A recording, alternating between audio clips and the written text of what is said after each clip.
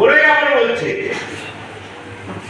একমাত্র ভারতবর্ষে এই সংখ্যালঘু সম্প্রদায়কে যদি কেউ স্বীকৃতি দেয়, নিরাপত্তা দেয়, সাংবিধানিক অধিকার দেয়, তার সংবিধানের ফান্ডামেন্টাল রাইটগুলি দেয়, সেটা করেছে আমাদের ভারতীয় জনতা পার্টি সরকার, কেন্দ্রের সরকার, আমাদের প্রিয় নেতা প্রধানমন্ত্রী নরেন্দ্র ভাই দামোদর দাস মোদী। ভারতবর্ষে আব্দুল কালাম আজাদকে কে রাষ্ট্রপতি বানিয়েছে? কমিউনিস্ট পার্টি বানিয়েছে? কংগ্রেস বানিয়েছে?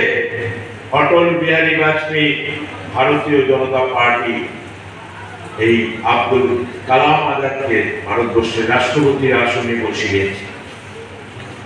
ওরা চায় সংখ্যালঘু দুর্বল থাকুক, সংখ্যালঘুরা যাতে দুবেলা পেট করে খেতে না পারে, খাওয়ার দেবে, আপেট দেবে। কমিউনিস্ট পার্টি জানে যদি গরিব না থাকে কমিউনিস্ট থাকবে না, তাদের সর্বহারার মিছিলটা লম্বা হবে না।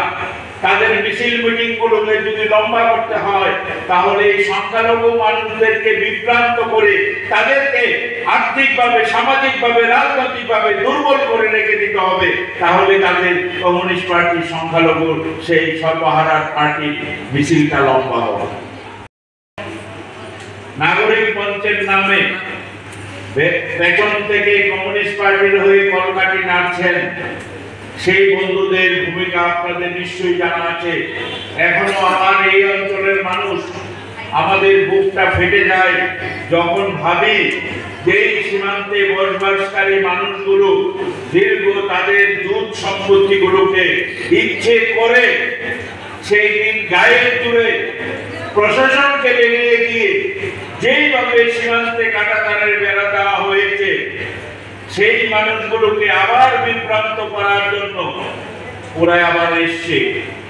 আমি যখন 2018 নির্বাচনের প্রাককালে এই কমিউনিস্ট পার্টির নেতারা ঘরে ঘরে গিয়ে আমাদের মায়েদের কাছে, বোনদের কাছে, গুরুজনদের কাছে গিয়ে বলেছিল যে যদি ভারতীয় জনতা পার্টি একবার ত্রিপুরায় ক্ষমতায় আসে তাহলে আপনারা